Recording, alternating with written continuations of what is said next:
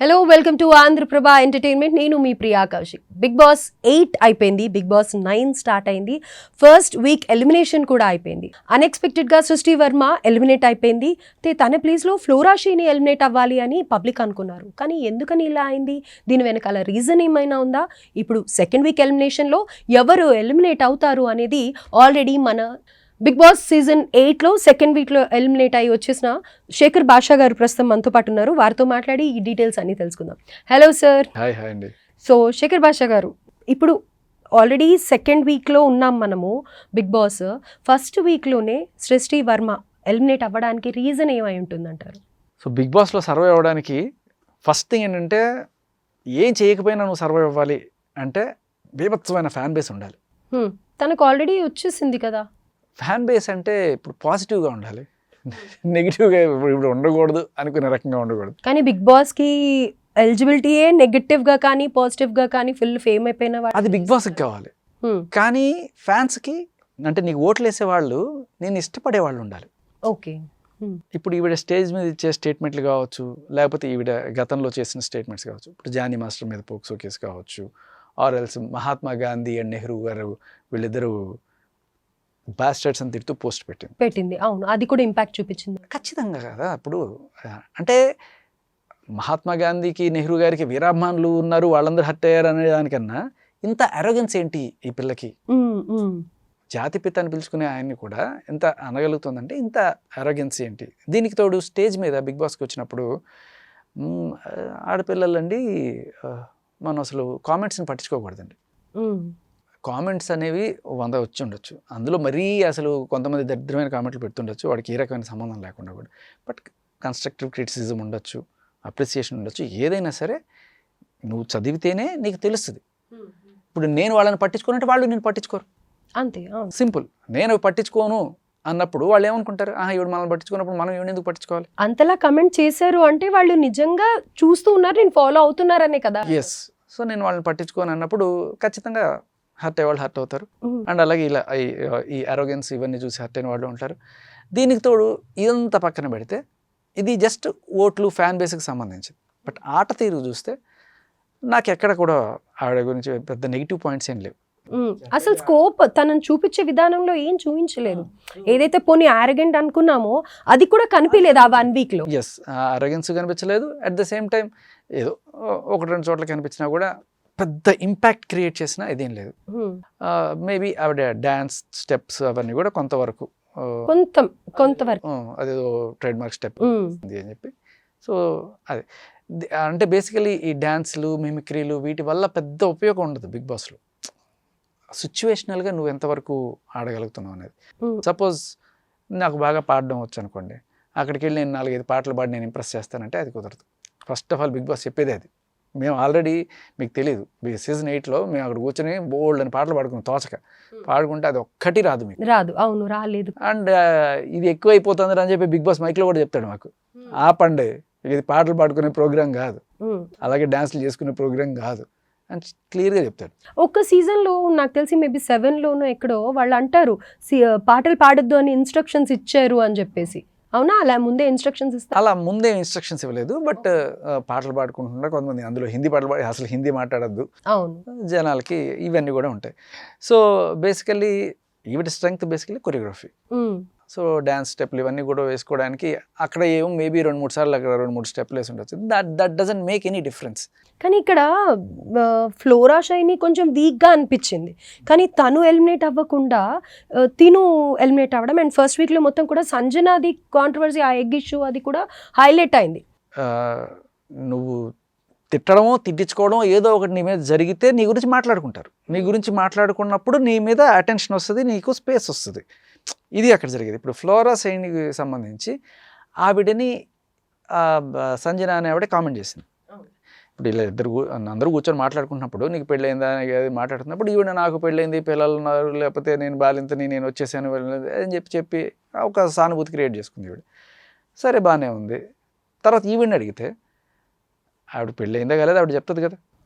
ఈవిడే ముందుకు అదంతా ఫ్రీ బర్డ్ కాన్సెప్ట్ అండి అంటే నాకే చివుక్కుమంది. వినడానికే కొంచెం ఆవిడ సింగిల్ అండి అని చెప్పచ్చు, లేకపోతే ఆవిడకి పెళ్ళి అట్లాంటి వాటి మీద నమ్మకం లేదని చెప్పొచ్చు. ఫ్రీ బర్డ్ కాన్సెప్ట్ అంటే ఏంటి? That is hurting. అవును. సో దాన్ని నాగార్జున గారు సపోర్ట్ చేసినా లేకపోతే డిక్షనరీలో ఉన్న మీనింగ్ చెప్పినా అర్థమయ్యే వాళ్ళందరికీ అర్థమవుతుంది. అవును, ఏ సెన్స్లో తీసుకోవాలో అదే కన్వే అవుతుంది ప్రజలకి. ఫ్రీ బర్డ్ అంటే ఎక్కడైనా వాళ్ళతో ఇష్టం వచ్చిన చోట వాళ్తామండి, లేకపోతే ఫ్రీగా ఉంది మీరు ఎవరైనా ట్రై చేసుకోండి, ఇటువంటి మీనింగ్లు ఏమైనా వచ్చే అవకాశం. సో ఇది ఆవిడ హర్ట్ అయింది, ఏడ్చింది, ఆ బాధపడింది, అవన్నీ కూడా వచ్చినాయి. So she had some space, screen space. అది ఆవిడ కావాలని తెచ్చుకోవాలని చేసుకుంది కూడా కాదు. అవును, చాలామంది ఈ ఫుటేజ్ కోసం చేసే డ్రామాలు అలాంటివి కాకుండా న్యాచురల్గా వచ్చింది ఆవిడ. బట్ అన్ఫార్చునేట్లీ సృష్టికి అలాంటివి ఏం జరగల. అవును, పాజిటివ్ జరగలేదు, నెగిటివ్ జరగలేదు. అయితే ఇక్కడ సరే ఎలిమినేషన్ అయిపోయింది. కొన్ని విషయాలు ఏంటంటే కనుక ఇప్పుడు సృష్టి వర్మ ఎలిమినేట్ అవ్వడానికి రీజన్ జానీ మాస్టర్ ఫ్యాన్స్ కానీ లేకపోతే వాళ్ళ డాన్సులు గ్రూప్స్లో ఉన్న వాళ్ళు కానీ వాళ్ళు నెగిటివ్గా తనని చూడటము, తన మీద ఎక్కువ ఇన్ఫ్లుయెన్స్ అయిపోయి తనని ఎలిమినేట్ అయ్యేలాగా బిగ్ బాస్ టీంతో మాట్లాడడం జరిగింది. మాట్లాడడం ఏముండదు ఇక్కడ, మా బిగ్ బాస్ టీంతో మాట్లాడి పంపించేంత సీన్ లేదు. వాళ్ళు మాట్లాడలేదు. కానీ కాంగ్రెస్ నాయకులు కొంతమంది అంటే ఇక్కడ కూడా కాదు, ఆంధ్రాలో గుంటూరు దగ్గర అతని పేరు కరీం అని యూత్ లీడర్ అనుకుంటాను, అతను అండ్ ఇంకా చాలామంది ఈవిడ దిష్టి బొమ్మని అక్కడ దగ్ధం చేసి ఇట్లా గాంధీ మహాత్ముడిని, నెహ్రూ గారిని ఇంత మాట అన్న మనిషిని బిగ్ బాస్ లాంటి వాటిలోకి తీసుకెళ్ళి ఏం సందేశం ఇస్తున్నారు మీరు? ఓకే, వాళ్ళ ప్రెషర్ ఎక్కువైనప్పటికీ తీసేశారు అని అనుకోవచ్చా? మరి అలా కూడా కాదు, అస్సలు కాదు. అది ఉండింది. అది మెల్లగా ఒకవేళ బిగ్ బాస్ గేట్ దాకా వచ్చి అన్నపూర్ణ స్టూడియోస్ ముందుకు వచ్చి వాళ్ళు కూర్చొని ధర్నా చేసే స్టేజ్కి వచ్చి ఉండేదేమో. అలా వచ్చినా కూడా Bigg Boss might consider this is మనకి ఇంకా పబ్లిసిటీ పెరగడానికి ఉపయోగపడుతుంది అనుకుంటారు తప్ప బిగ్ బాస్ దానివల్ల తీసేస్తాడని నేను అనుకోను. ఓకే, ఎందుకు పెద్ద పెద్ద కాంట్రవర్సీలు ఉన్న వాళ్ళే వచ్చారు కదా, ముమైత్ ఖాన్ లాంటి వాళ్ళు వచ్చి మళ్ళీ బయటికి వెళ్ళి మళ్ళీ రావడం ఇట్లాంటివన్నీ మనం చూసాం కదా. ఇటువంటి దానివల్ల బిగ్ బాస్ ఎఫెక్ట్ అవుతాడు అనుకోని, కానీ బిగ్ బాస్ డిసిషన్ తీసుకునేటప్పుడే ఇటువంటివన్నీ ఆలోచించి ఉండాలి. మేబీ వాళ్ళు చూసుండకపోవచ్చు. ఆ కాంట్రవర్సీ, జానీ మాస్టర్ కాంట్రవర్సీ కనబడినంతగా ఇది చాలా మందికి తెలియదు. అవును, అది చాలా బ్లోన్ అప్ అయింది. ఆయన ఫ్యాన్స్ కూడా గట్టిగానే ఉన్నారు, Jani Master fans. And Jani Master దేని పేరేంటి జనసేనలో ఉన్నారు కాబట్టి పవన్ కళ్యాణ్ ఫ్యాన్స్ వీళ్ళందరూ కూడా మేబీ యాంటీ అయిన సిచ్యువేషన్ ఉండొచ్చు. కానీ ప్రస్తుతం జానీ మాస్టర్ జనసేనలో లేరు కదా. అప్పట్లో ఉండే కదా. అప్పట్లో ఉన్నారు. యాక్చువల్గా విషయం అంతా ఎక్కడ స్టార్ట్ అయింది? ఆయన జనసేనలో ఉన్నప్పుడు అవును, అల్లు అర్జున్ గారి పుష్ప సినిమా టైంలో అవును, అల్లు అర్జున్ గారు వెళ్ళి ఒక వైసీపీ లీడర్కి నంద్యాల దగ్గర సపోర్ట్ చేశారు. ఇది అందరికీ తెలిసిన ఓపెన్ ఫ్యాక్ట్. అది చేసినప్పుడు జానీ మాస్టర్ గారు జనసేనలో ఉన్నప్పుడు ఆయన, అది ఎలక్షన్ టైం మంచి హీట్లో ఉన్న టైంలో, నేను ఇలా నువ్వు వాళ్ళకి సపోర్ట్ చేసినప్పుడు నేను నీకు కొరియోగ్రఫీ చేయలేను అని ఆయన తప్పుకున్న సిచ్యువేషన్. అది రాసుకొని ఇలా వెళ్ళింది ఈ డైరెక్షన్లో. అంటే ఈవెంట్ పుష్పకి కొరియోగ్రఫీ తీసుకోవడం, జానీ మాస్టర్కి ఈవెంట్ని జానీ మాస్టర్ మీద ఎక్కువ పెట్టారు వీళ్ళే అనే ఒక రూమర్ కూడా ఉంది. Okay, but what ever happen, ఈయన జనసేనలో ఉన్నారు కొన్నాళ్ళు. జనసేన కోసమే ఆయన అల్లు అర్జున్ వద్దనుకున్న నేపథ్యంలో ఈ గొడవంతా అయిందని జన సైనికులు కూడా చాలామంది నమ్మేవాళ్ళు ఉన్నారు. ఆ ఎఫెక్ట్ ఉంటుంది. బట్ నేను అనుకున్న ఇంత పెద్ద పిక్చర్ మనం ఆలోచించాల్సిన అవసరం లేదు.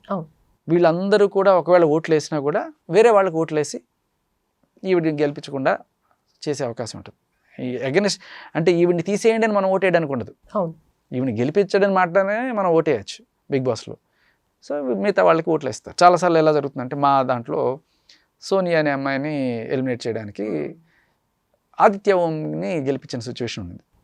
సో ఆదిత్య ఓం గారి మీద పెద్దగా ఆయన టాస్క్ల పరంగా కానీ లేకపోతే ఆయన మాట్లాడే విధానం కానీ ఆడియన్స్కి నచ్చలేదు.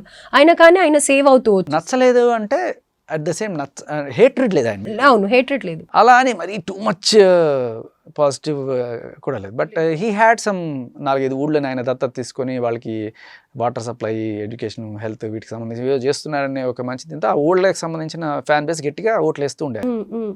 బట్ స్టిల్ అది కాకుండా ఈవిడికి అగ్నెస్ట్గా ఉండే వాళ్ళందరూ ఆయనకి వేయడం వల్ల ఆయన సేవ్ అయ్యి ఈవిడ బయటకు వచ్చిందని. సోనియాకైతే చాలా అసలు ఆవిడ ఎలిమినేషన్ రోజు మేము సంబరాలు జరుపుకున్నామని పెట్టే వాళ్ళు కూడా ఎంతో మంది ఉన్నారు. అప్పుడు ఎంత హేట్రెడ్ ఉండిందంటే అసలు తను ఎప్పుడెప్పుడు బయటకు వస్తుందా అని చూసిన వాళ్ళు ఉన్నారు.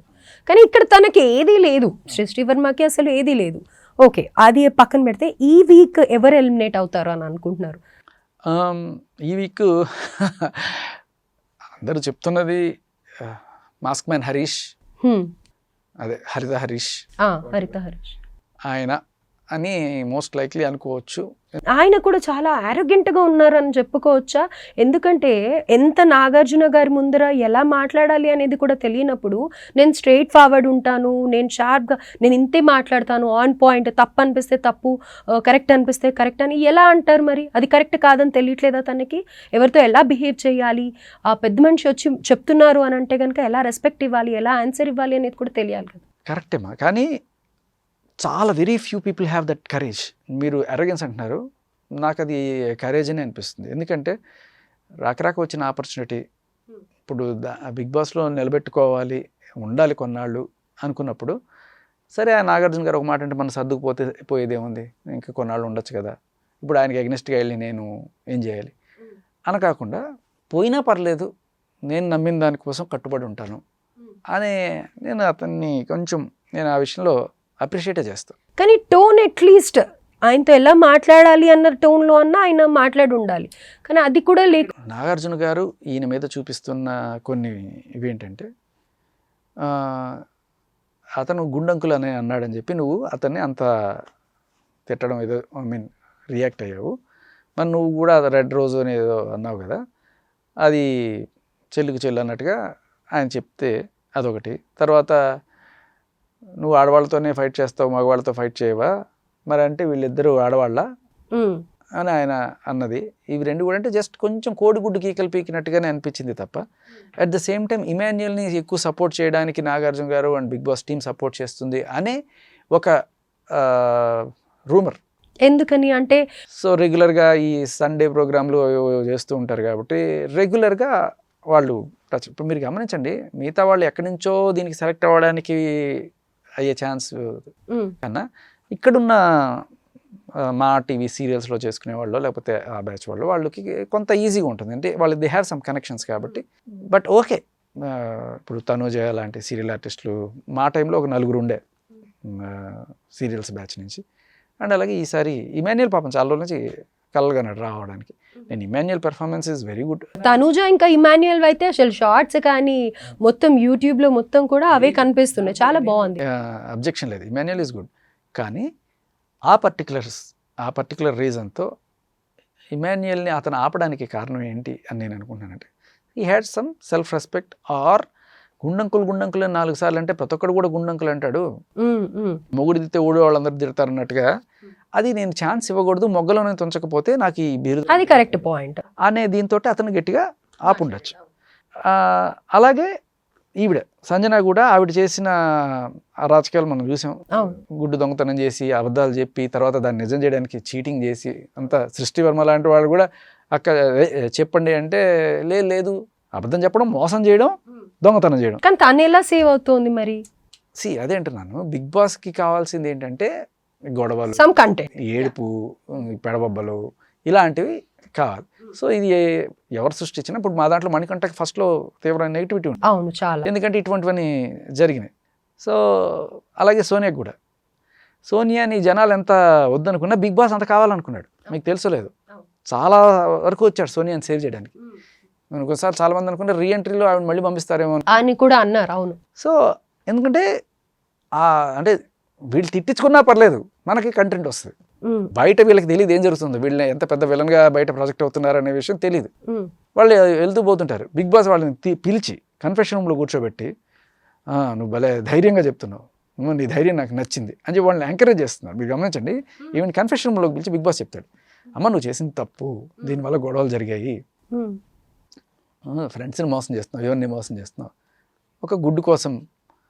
గుడ్డు ఇప్పుడు నువ్వు తిన్నావు, సరే నువ్వు బాలింతవి అర్థం చేసుకుంటాం, ఆకలేసింది, నువ్వు తిన్నావు, నేను తిన్నానండి మాట చెప్తే అయిపోయేది. తిన్న తర్వాత కూడా నువ్వు చెప్పకుండా దాన్ని అంతమంది కొట్టుకుంటున్నా, దానికోసం భరణి అండ్ అబ్బాయి హరిత హరీష్ ఇద్దరు చాలా తీవ్రంగా. అవును. సో అయినా కూడా చూస్తూ కూర్చుంది తను. అవును.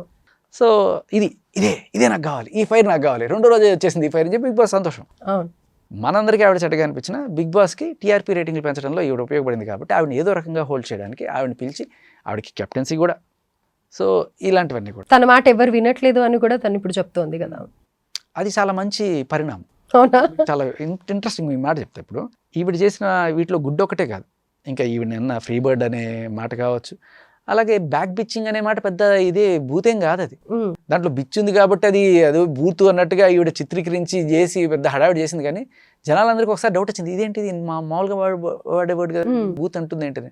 మళ్ళీ నాగార్జున గారు వచ్చి క్లారిఫై చేస్తే తప్ప అది నార్మల్ వర్డ్ అనే విషయం జనాలకి ఇప్పుడు మీకు నాకు తెలుస్తుంది. పల్లెటూరులో వాళ్ళు ఏమనుకుంటారు, ఓకే ఏదో తిట్టారేమో. ఇంకా షాంపూ డబ్బాల దగ్గర నేను అక్కడే పెడతా షాంపూలు. ఇప్పుడు దానివల్ల రిపర్కషన్స్ ఎలా ఉంటాయనేది అంటే కొంచెం తెలివిగా ఎవరైనా అక్కడ బిహేవ్ చేస్తుంటే తర్వాత ఇప్పుడు చేశారనుకోండి, తీయవా అంటే తీయను, నేను అక్కడే పెడతాను, మంచిది. అయితే నటిస్తోందంటారా? ఎరగెన్స్ కనబడుతుంది అక్కడ. అంటే కెమెరా కోసం అని అలా చేస్తుంది? లేదు, ఉండొచ్చు, న్యాచురల్ బిహేవియర్ కావచ్చు. అయితే ఇప్పుడు ఆ 2 బాటిల్స్ అక్కడ పెట్టకూడదు అని వీళ్ళు చెప్పినప్పుడు, లేదు నేను అక్కడే పెడతాను అన్నప్పుడు, ఎవరి షాంపూ బాటిల్స్ అన్నీ కూడా వాళ్ళ దగ్గర పెట్టుకొని ఇవి మాత్రం అక్కడ ఉన్నాయనుకోండి, ఈవిడ మీద మండి ఎవడైనా సరే బాత్రూంలో కెమెరాలు ఉండవు కాబట్టి ఎవడన్నా ఆ షాంపూ ఓపెన్ చేసేసి ఆ షాంపూ ప్లేస్లో ఇంకేదన్నా పోసాడు అనుకోండి, అది ఈవిడ తలకి రుద్దుకొని ఆవిడ జుట్టు ఊడిపోతే ఎవరినైతే ఏమవుతుంది, మళ్ళీ అదొక పెద్ద కాంప్లికేషన్. ఎవరు చేశాడు ఎవరికి తెలియదు, బాత్రూంలో ఎవరు చేశారు మళ్ళీ తనంతకు తను చెప్పే వరకు తెలియదు. మరి నువ్వు గుడ్డు విషయంలో అబద్ధం చెప్పావు కదా, మేము దీని విషయంలో అబద్ధం చెప్తాం, చెల్లి కదా చేస్తారు. అలా ఎవరు చేయలేదు, అదృష్టం బాగుంది. అవును. చేసిందల్లా ఆ షాంపూ తీసేసి దాంట్లో కండిషనర్ వేశారు. ఆవిడకి ఆ విషయం అప్పుడే చెప్పుంటే, ఎవరికి షాంపూ తీయను అని చెప్తుంటే, సరే తీయకండి, ఎవడన్నా మండి మీరు చేసినట్టే దాంట్లో ఏదన్నా సరే దాంట్లో ఉమ్మేయచ్చు, లేకపోతే కింద పడే చెత్త అంతా తీసి దాంట్లో వేయచ్చు, మీరు అదే రుద్దుకొని మీరు ఇది చేసుకుంటారు, అనవసరంగా మీరు తీసేయండి అని చెప్పిన తర్వాత కూడా ఆవిడ అక్కడే పెట్టింది. అంటే అవి అక్కడే ఉంటే కానీ ఆవిడ రేపు టచ్ చేసే ధైర్యం కూడా చేయదు ఆవిడ. సో శతకోటి దరిద్రాలకు అనంతకోటి ఉపాయాలంటే కొన్నిసార్లు ఇలాంటి అరగెన్స్ని ఇలాంటి పాఠాలతో కూడా చెప్పచ్చు. కాకపోతే చాలా సాఫ్ట్గా మంచిగానే చెప్పింది మన ఆశాసేని. ఏం చేసింది, ఆ షాంపూలు మొత్తం తీసేసి షాంపూలు మొత్తం కండిషనర్ పోసి పెట్టింది. సో దానివల్ల ఆవిడ జుట్టు సరే ఇట్లా పడిపోయింది. తర్వాత అడుగుతారు, మీ జుట్టు చాలా బాగుంది, ఏంటి వాళ్ళ రీజన్ అని చెప్పి. సో బేసికల్లీ అంటే కుక్క కాటికి చెప్పు దెబ్బ అన్నట్టుగా దానికి ఎలా చేయాలి అనేది కరెక్ట్గా ప్లాన్ చేస్తే వర్కౌట్ అవుతుంది. కానీ తను రాంగ్ వేలో ప్రొజెక్ట్ అవుతుంది కదా, మళ్ళీ దాని ఇంపాక్ట్ బయటకు వచ్చాక చాలా ఉంటుంది, ఖచ్చితంగా ఉంటుంది. కానీ బిగ్ బాస్లో ఉన్న అడ్వాంటేజ్ ఏంటంటే, మీరు 100 తప్పులు చేసి సడన్గా ఒక రోజున ఏడ్ చేసి ఏదో ఒక మంచి పని చేసేసారంటే అబ్బా మంచిది అయిపోయిందమ్మా అని చెప్పి ఇది చేసేస్తుంటారు. సో అటువంటి జనం. బట్ ఐ థింక్ బిగ్ బాస్కి కావాల్సిన కంటెంట్ ఆవిడ వల్ల వస్తుంది కాబట్టి ఆవిడని కెప్టెన్ కూడా చేశారు, ఆవిడని పిలిచి కాన్ఫెషన్ రూమ్లో. కానీ at the same time Harish విషయంలో ఐ థింక్ అతను నమ్మిన దానికోసం అతను క్లియర్గా నమ్ముతున్నాడు, నేను తప్పు చేయలేదు, రెడ్ రోజ్ అనేది నేను క్యాజువల్గా వాడాను, అది దాన్ని మీరు ఇంత అర్థాలు తీసి దాని వెనకాల. మరి తను కూడా అలానే చేస్తాడు కదా, ఏదైనా ఒక చిన్న విషయం ఉందంటే కనుక దాన్ని ఎగ్జాగరేట్ చేసి దాని మీద డిస్కషన్స్ పెట్టి ఆర్గ్యుమెంట్స్ చేస్తూ ఉంటాడు కదా. అవును, హరీష్ కూడా అంటే అదే అంటున్నాను. ఇప్పుడు నువ్వు కాదు మీరు అనండి భరణి గారు అంటే ఆయన రెస్పెక్ట్ ఎక్కడ తగ్గకుండా ఆయన చూసుకుంటున్నాడు. ఒకవేళ ఎవరన్నా అటువంటివి చేస్తే దాని రీతు అన్నప్పుడు కూడా అలానే అరిచాడు. సో బట్ వాట్ ఎవర్ ఇవన్నీ పక్కన పెడితే నాగార్జున గారు ఈయనకి చెప్పిన పాయింట్స్ ఏవైతే ఉన్నాయో అవి ఆయన యాక్సెప్ట్ చేయట్లేదు, ఆయనతో పాటు చాలా మంది యాక్సెప్ట్ చేయట్లేదు. నాకు కూడా ఫెయిర్ అని అనిపిస్తుంది. ఎందుకని అంటారు అలా? ఇప్పుడు గుండంకులు అనేది ఆయనకి అలసి అయిపోతుంది, ఇంకా ప్రతి ఒక్కరు కూడా నన్ను అలసిగా చూస్తాడనే విషయంలో ఆయన్ని చేసి ఉండొచ్చు. బట్ నువ్వు ఇమాన్యుయల్ని సపోర్ట్ చేయడానికి, లేకపోతే మీ బ్యాచ్ వాడు కాబట్టి, స్టార్ మాకి సంబంధించిన వాళ్ళు కాబట్టి మీరు సపోర్ట్ చేస్తున్నారనే వర్షన్ కూడా జనాల్లో ఉంది. అయి ఉండొచ్చు, కాకపోవచ్చు. సో ఆ రకంగా ఈయనకి కొంత ఇది సింపతి ఉండొచ్చు. At the same time maybe ఈయన గాంధీ గారు ఆయన ఉద్యమాలన్నీ కూడా బాగా ఫాలో అయ్యాడేమో. నిరసన తెలపడానికి గాంధీ గారిని జైల్లో పెట్టినప్పుడు ఆయన చేసింది ఏంటంటే ఆయన ఆనందండు, ఈయన కూడా తినట్లేదు. మేబీ ఆ పాఠాలు ఈయన బాగా జీర్ణించుకున్నట్టున్నాడు. That's his way of telling నిరసన. అంటే కంప్లీట్గా బిగ్ బాస్ని బాగా చూసి ఇష్టం అని చెప్తున్నాడు కదా, ఏది చేస్తే నేను కనిపిస్తాను అన్న దీంట్లో ఆయన చేస్తున్నాడు. మేబీ ఇది బిగ్ బాస్లో చూసిందే కాదు, మన చరిత్ర నేర్పించిన పాఠాలు కూడా కావచ్చు. చరిత్రలో ఇదే చెప్పారు, నిన్ను నువ్వు నష్టపరుచుకుంటూ అట్ ద సేమ్ టైం అంటే నేను ఒకటేసారి పొడుచుకొని చచ్చిపోతా అంటే నీకు పెద్ద అవును 20 రోజులు 21 రోజులు నిరాహార దీక్ష చేసి దండి మార్చి చేసి గాంధీ గారు ఇదంతా తీసుకొచ్చారు కదా, ఇవన్నీ చదువుకుంటాడేమో ఆయన. This is the way to do. నేను హర్ట్ అయ్యాను బెంచ్ మీదకి ఎక్కాను గట్టిగా చెప్తున్నాడు. ఇక్కడ ఈయన డ్రామా ఎంత ఎలా అంటే కొంతమందికి కోపం తెప్పిస్తుండొచ్చు, కొంతమందికి పాజిటివ్ వేలో కూడా అనిపిస్తూ ఉండొచ్చు. మరి ఈయన ఒకవేళ ఎలిమినేట్ అవుతే పబ్లిక్ నుంచి ఎలాంటి రియాక్షన్ ఉంటుంది అనుకుంటున్నారు? హరీష్ ఎలిమినేట్ అవుతే బిగ్ బాస్ ఎలా ఉంటుందంటారు నెక్స్ట్ సీజన్స్? అంటే ఎలిమినేట్ అయ్యేటప్పుడమ్మా కొంత అంటే బిగ్ బాసే ఎలిమినేట్ చేస్తే గనక Bigg Boss will try to show reasons. అది జనాల్లోకి వెళ్ళేట్టు, అది బిగ్ బాస్కి వ్యతిరేకంగా కాకుండా ఆయన ఫస్ట్ కొంత మేనేజ్ చేసుకుంటాడు. ఇప్పుడు సంజనాని కాపాడడానికి ఆయన కొంత ప్రయత్నించాడు. ఏంటి, నువ్వు కూడా సంజన వాళ్ళ కుటుంబాన్ని అన్నావు కదా, అవి చూపించారు, ఇటువంటివి ఏవో చెప్పేసి ఆవిడ ఎంత చేసినా కూడా ఆవిడ నువ్వు అన్నావు కాబట్టి చెల్లికి చెల్లు.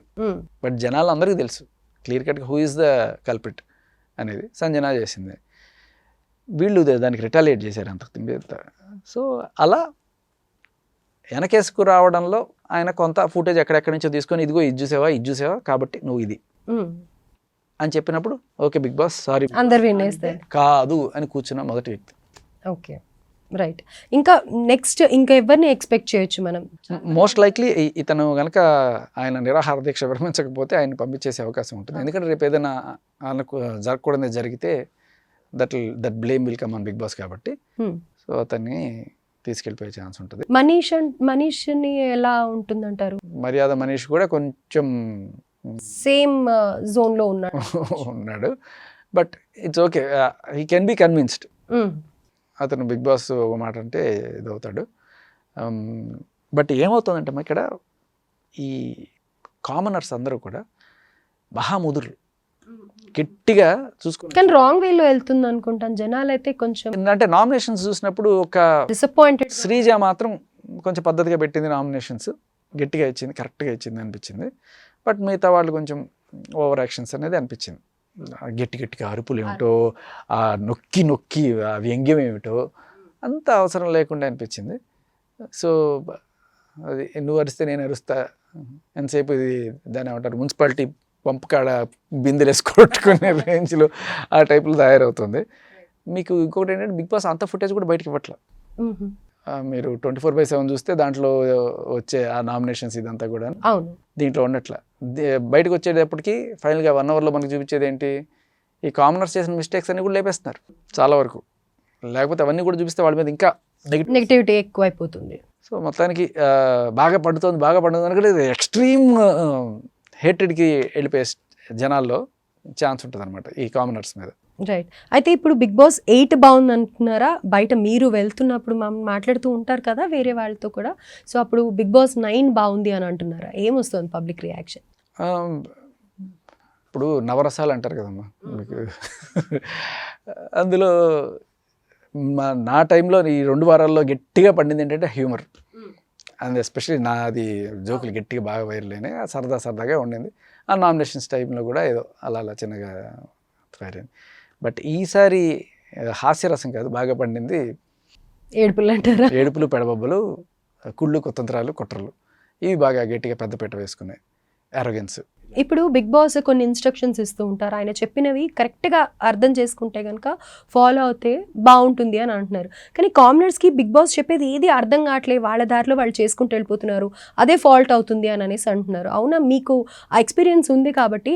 ఏం లేదు, ఇప్పుడు బిగ్ బాస్ ఇచ్చే ఇన్స్ట్రక్షన్స్ ఎక్కడ ఇస్తాడు, ఒకవేళ ఇస్తే అంటే మిమ్మల్ని పిలిచి కన్ఫెషన్ రూమ్లో పిలుస్తారా? అలా అంటే మిమ్మల్ని గైడ్ చేస్తూ ఉంటారు అక్కడ ఉండే కంటెస్టెంట్స్ని? నా జర్నీలో కన్ఫెషన్ రూమ్ చూసే భాగ్యం నాకు దొరకలేదు, ఎందుకంటే నేను ఎప్పుడు ఏడవడాలు అట్లాంటివి చేయలేదు. అవును. బట్ మణికంఠ ఇలాంటి వాళ్ళు ఏడుపులు, పెడబబ్బలు పెట్టడం వల్ల బిగ్ బాస్ పీల్చి సో వాళ్ళకి కొంత ధైర్యం చెప్తున్నట్టుగా. చాలామంది ఏంటంటే ముందుగా ప్రిపేర్డ్గా వస్తారు, ఏడుపులు గట్టిగా. కానీ మనం అనుకొని ప్రిపేర్ అయ్యి వెళ్ళినవి అక్కడ ఎగ్జిక్యూట్ చేయొచ్చు, కొంతవరకు చేయగలరు. చాలా మంది చేస్తారు, ఆహా. అవకాశం కోసం చూస్తుంటారు, అవకాశం వచ్చినప్పుడు బస్ట్ అవుతుంటారు. ఇప్పుడు ఫర్ ఎగ్జాంపుల్ మా దాంట్లో నామినేషన్స్ టైంలో నీ ఫ్లాష్ బ్యాక్ ఎవరికి కావాలి, నీకు తెలుసా నేను ఎంత కష్టపడి వచ్చేది. మణికంఠ. సో ఇటువంటివన్నీ కూడా చెప్పుకోవడానికి ఇప్పుడు ఈ వేరే ఏ ఫుటేజ్ అయినా మిస్ అవ్వచ్చు, కానీ నామినేషన్స్ ఫుటేజ్ మిస్ అవ్వదు. ఇది పర్ఫెక్ట్ ప్లాట్ఫామ్. ఎప్పుడు చెప్పాలి ఇది? నేను నువ్వు కూర్చున్నప్పుడు చెప్పచ్చుగా, సరదా కూర్చొని ఫ్రెండ్షిప్. అక్కడ సందర్భం కూడా అనిపించలేదు మణికంఠ. అసందర్భంగా ఉన్నా కూడా ఇది అంతా చెప్పుకోవడం, ఇది చెప్తున్నప్పుడు అవతల వాళ్ళ రియాక్షన్లు, వాళ్ళు కూడా ఏడ్ చేసి అయ్యో అని చెప్పి చెప్తే వాళ్ళకి కూడా ఫుటేజ్ దొరుకుతుందని, ఇటువంటి చూడగానే కావాలని అర్థమైపోతుంది, ప్లాన్డ్ గా వచ్చారు, చెప్పుకోవాలని ముందుగానే ప్లాన్ చేసుకొని వచ్చాడు అనేది అర్థమవుతుంది అనమాట. సో ఉంటాయి ఇట్లాంటివన్నీ కూడా స్క్రిప్టెడ్, అంటే వాళ్ళు చేసుకునేది తప్ప బిగ్ బాస్ చేయమని చెప్పడు. But Bigg Boss when he feels like అది మనకు కావాల్సింది ఇది అనుకున్నప్పుడు వాళ్ళని కన్ఫెషన్ రూమ్లోకి పిలిచి మరి వాళ్ళకి ధైర్యం చెప్పి వాళ్ళకి ఏదో ఒక ఆయుధాలు ఇచ్చి పంపిస్తుంటాడు అనమాట, లైక్ ఈవిడ సంజనాకి కెప్టెన్ చేసినట్టు. సో ఇదండి ఈ వారం ఎవరు ఎలిమినేట్ అవుతారు అనేది ఎక్స్పెక్టేషన్స్ అయితే హరిత హరీష్ అని అనుకుంటున్నారు. మరి ఎలా ఉండబోతుందో చూడాలి. మీరు ఇంకా ఈ డిస్కషన్ బిగ్ బాస్ 9 గురించి అప్డేట్స్ కావాలి అనుకుంటే డెఫినెట్గా ఫాలో అవ్వండి, లైక్ చేయండి. Thank you so much Shekhar Basha గారు.